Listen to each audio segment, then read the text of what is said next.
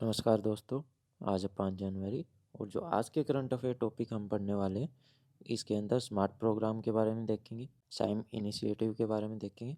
साथ ही साथ अभी फिर से डिलिमिटेशन कमीशन का गठन किया गया है, कहाँ पे किया गया है उसको देखेंगे। और 203 साल पूरे हो गए भीमा कोरेगांव बैटल को, जो कि 1818 के अंदर हुई थी। तो वो पूरा सिनेरियो हम यहाँ पे डिस्कस करेंगे। जो हमारा सबसे पहला टॉपिक रहेगा, यानी कि साइम इनिशिएटिव। इसको सुंदरवन के अंदर स्टार्ट किया गया है। इसके अंदर क्या होगा, सबसे पहले तो श्रिम्प की फार्मिंग होगी। ठीक है, ये जो होते हैं ना श्रिम्प, इनकी फार्मिंग करने के लिए इसका स्टार्ट किया गया है। साथ ही साथ यहाँ पे जो मैंग्रोव के पेड़ हैं, ठीक है, जो मैंग्रोव फॉरेस्ट है, उसको भी क्या किया जाएगा, रिजुवनेट किया जाएगा, रिस्टोर किया जाएगा। What is SAIME initiative?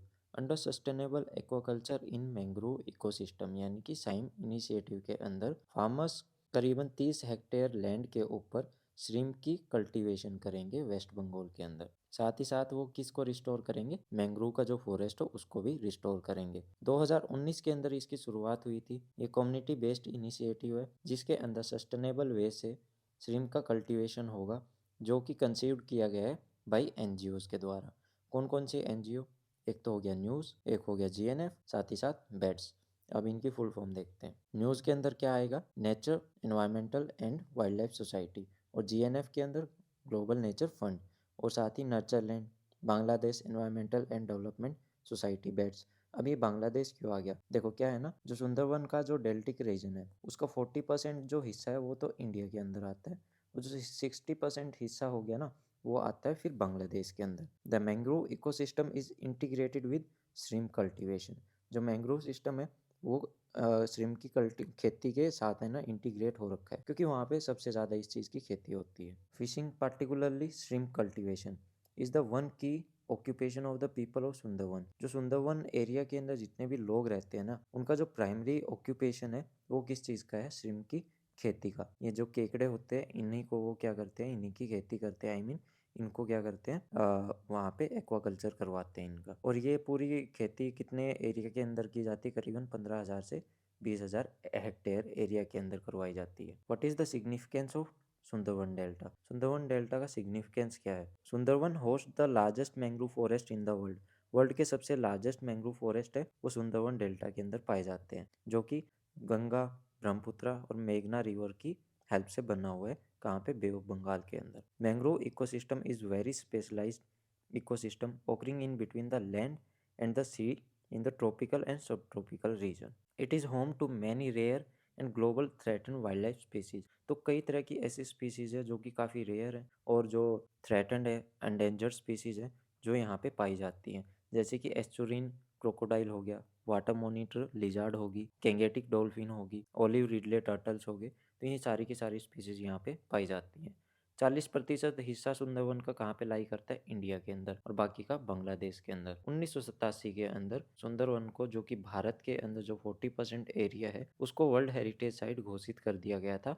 और 1997 के अंदर जो बांग्लादेश का 60% एरिया है, उसको भी वर्ल्ड हेरिटेज साइट घोषित कर दिया गया था।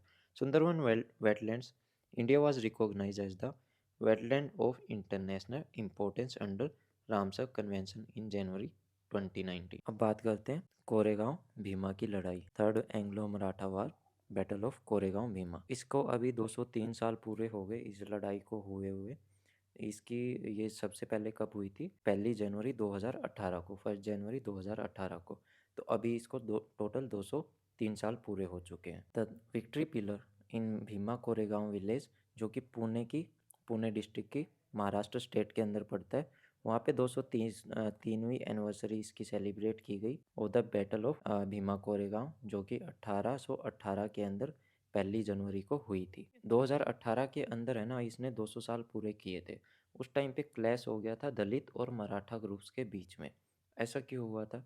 क्योंकि जब ये स्टार्टिंग में जब ये लड़ाई हुई थी ना, तो उस टाइम पे क्या था, दलितों ने मराठाओं को हरा दिया था। दलित किसके साथ मिल गए थे जाके, सारे के सारे मिल गए थे अंग्रेजों के साथ में, और उन्होंने मिलके फिर मराठाओं को हरा दिया था।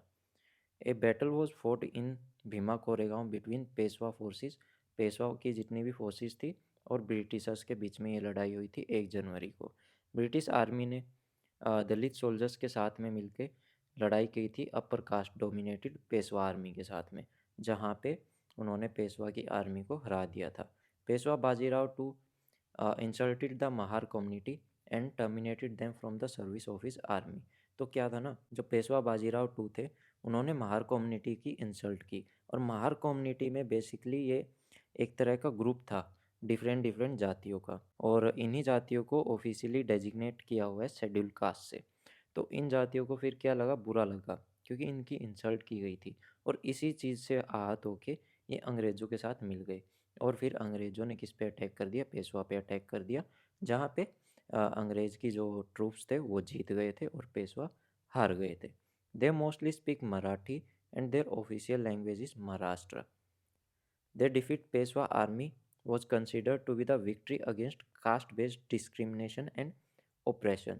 तो इस लड़ाई से क्या साबित होता था, मतलब लोगों को क्या लगता था उस टाइम पे कि ये जो जीत है ना, जो दलितों ने अंग्रेज़ों के साथ में मिलके हासिल की है, तो उससे उस टाइम पे क्या लगता था कि इसको कंसीडर किया जाता था कि ये है ना, ये जो भेदभाव की जो उस टाइम पे काम चलता था, ऊंच नीच का काम या फिर किसी का गलत फ़ायदा उठाना, तो इन चीज़ों के खिलाफ ये बहुत बड़ी जीत थी, और इस वजह से इसको दूसरी तरह से भी देखा जाता था। ये one of the last battle थी थर्ड एंग्लो मराठा वार की, जो कि 1817 से 1818 तक चली थी, विच एंडेड द पेशवा डोमिनेशन। और इस लड़ाई के बाद जो पेशवाओं का जो डोमिनेशन था वो बिल्कुल ख़त्म हो गया था। बाबा साहेब अम्बेडकर ने वहाँ पे विजिट किया था 1 जनवरी 1987 के अंदर, और रिवाइटलाइज कर दिया था memory of the battle of Dalit community, कि भाई जो दलित कम्युनिटी ने इतनी बड़ी वहाँ पे लड़ाई लड़ी थी अपने प्राइड के लिए, तो उस चीज़ को भी क्या है ना, एक बार के लिए बिल्कुल ताज़ा कर दिया था। Next topic is delimitation commission. Assam state cabinet ने रिसेंटली अप्रूव कर दिया है मर्जर ऑफ 4 डिस्ट्रिक्ट्स, कि 4 डिस्ट्रिक्ट्स को क्या कर देंगे हम, एक कॉन्स्टिट्यूएंट डिस्ट्रिक्ट के साथ में क्या कर देंगे, मर्ज कर देंगे। 27 दिसंबर को इलेक्शन कमीशन ने अनाउंस कर दिया 27 दिसंबर को इलेक्शन कमीशन ने अनाउंस कर दिया था the process of delimitation of assembly and parliamentary constituencies in Assam, कि असम के अंदर जितनी भी असेंबली हैं और पार्लियामेंट्री कॉन्स्टिट्यूएंसीज हैं उनकी पूरी की पूरी क्या है ना, उनको फिर से डीलिमिट किया जाएगा, यानी कि उनकी जो बाउंड्रीज़ हैं, जितनी भी सीट उनको रिप्रेजेंट की गई है, तो उनको फिर से रीड्रॉ किया जाएगा। The process of redrawing the boundary of Lok Sabha and state assembly seat to represent the change in the population. आपने देखा होगा हमारे यहाँ पे सेंसस कितने साल में होता है, 10 साल में होता है एक बार, और जैसे ही सेंसस कंप्लीट होता है डीलिमिटेशन जो कमेटी है वो अपना काम स्टार्ट कर देती है, क्योंकि देखो हर एक सेंसस पे है ना पॉपुलेशन के अंदर ग्रोथ आता है। कुछ स्टेट के जो एरियाज़ हैं उनकी पॉपुलेशन घट के किसी दूसरी स्टेट या डिस्ट्रिक्ट में चली जाती है, तो वहाँ पे जो रेशो है ना वोटिंग का वो बिगड़ जाता है, और उसी रेशो को एक समान रखने के लिए इस डीलिमिटेशन कमेटी का गठन किया जाता है। लेकिन जो ये असम के अंदर डीलिमिटेशन कमेटी बैठाई गई है, कमीशन बैठाई गई है, ये जो पूरा का पूरा मामला देखेगी, ये देखेगी कौन से सेंसस का डाटा उठाएगी, 2001 का। फिलहाल करंटली यहाँ पे 14 लोकसभा कॉन्स्टिट्यूएंसीज हैं, 126 असेंबली कॉन्स्टिट्यूएंसीज हैं। What is delimitation? Delimitation literally means act और process of fixing limits, limits को फिक्स करना या फिर बाउंड्रीज को फिक्स करना टेरिटरी कॉन्स्टिट्यूएंसीज की in the country to represent change in population. हर 10 साल के अंदर हमारे यहाँ पे सेंसस होता है, जिसकी वजह से कहीं पे पॉपुलेशन डिक्रीज हो जाती है तो कहीं पे बढ़ जाती है, और उसी चीज़ को एक लेवल में बनाए रखने के लिए डीलिमिटेशन कमीशन का गठन होता है। The commission mandates that the commission's order are final and can not be question before any court and it would hold up election indefinitely. तो क्या है ना, जो इनका जो ऑर्डर रहेगा कमीशन का वो फाइनल रहेगा, उसको किसी भी कोर्ट के अंदर आप चैलेंज नहीं कर सकते, और उसी के बेस पे इलेक्शन वहाँ पे करवाए जाएंगे।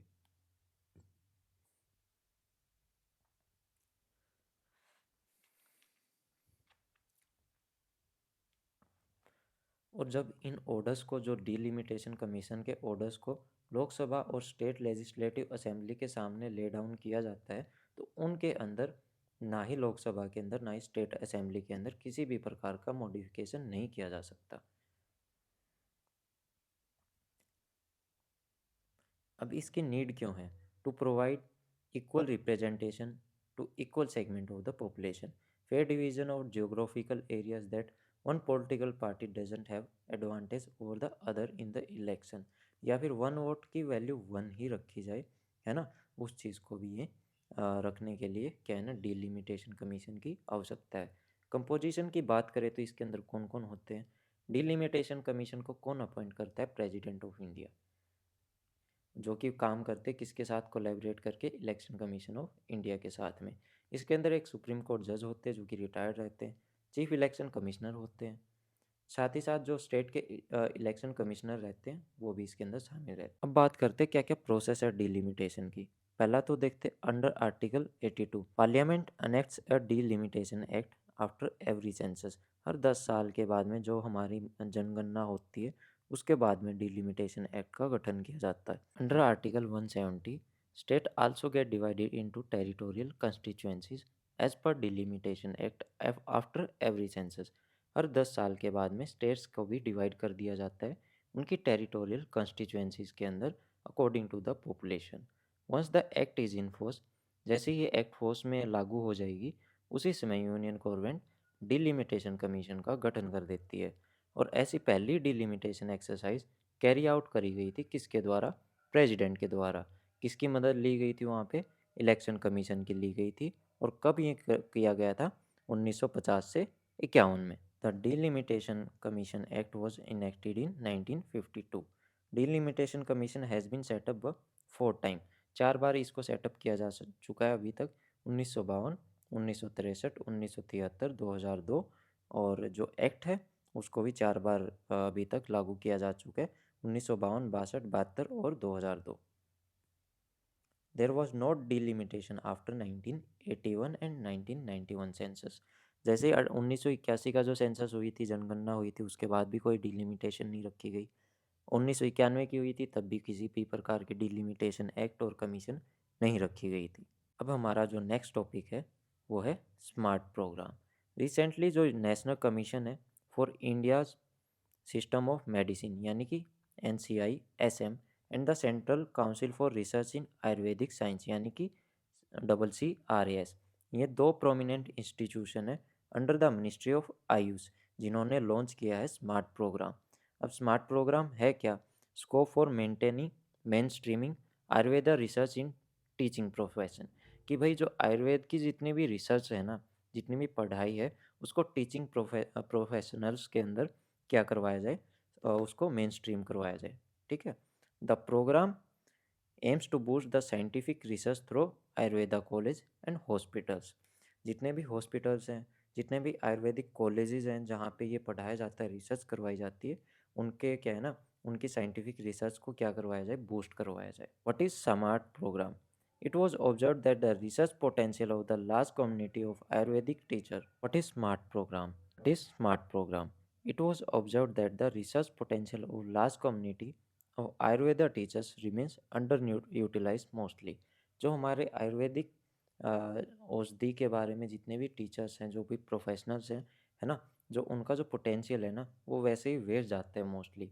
तो उसी चीज़ को बचाने के लिए स्मार्ट प्रोग्राम को लागू किया गया, जहाँ पे डीप लॉन्ग टर्म रिजुनेटिंग इम्पैक्ट छोड़ा जाए रिसर्च फील्ड के अंदर, आयुर्वेदिक स्टडी के अंदर, जिससे क्या है ना, ग्रेट सर्विसेज मिले हमारे नेशन को। और इसका मेनली फोकस क्या है ना, कि इसमें आइडेंटिफाई किया जाए, सपोर्ट किया जाए, प्रमोट किया जाए इनोवेटिव रिसर्च आइडियाज़ को हेल्थ केयर रिसर्च एरियाज़ के अंदर, जहाँ पे osteoarthritis, iron deficiency anaemia, chronic bronchiolitis और इस तरह की काफ़ी जो ओबेसिटी है, डायबिटीज़ है और ये जितनी भी बीमारियां हैं ना, उनका इलाज किया जा सके किससे? आयुर्वेदा से।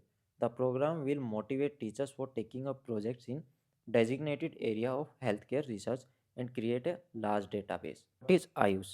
Ayush is a traditional and non-conventional system of healthcare and healing which include the Ayurveda, Yoga, Naturopathy, यूनानी सिद्धा एंड होम्योपैथी। इसके अंदर क्या है ना, जो पुराने जो ट्रेडिशनल और नॉन कन्वेंशनल तरीके थे, उससे क्या है ना, हमारी जो हेल्थ केयर है और जो हमको हील करने की जो क्षमता है, उसको यूज़ किया जाए थ्रू आयुर्वेदा, योगा नेचुरोपैथी, यूनानी और ये जितने भी होम्योपैथी प्रोडक्ट्स हैं उनके through. The positive features of Indian system of medicine namely their diversity and flexibility, accessibility, affordability, a broad acceptance by the large sections of general public। देखो, आयुर्वेदा के अंदर सब लोगों का भरोसा है, ठीक है। होम्योपैथी को बहुत ज़्यादा लोग लेते हैं, तो ये और योगा को तो देखो अभी पूरे वर्ल्ड के अंदर जाना जाता है, पूरा वर्ल्ड के अंदर काफ़ी लोग योग करते हैं, है ना।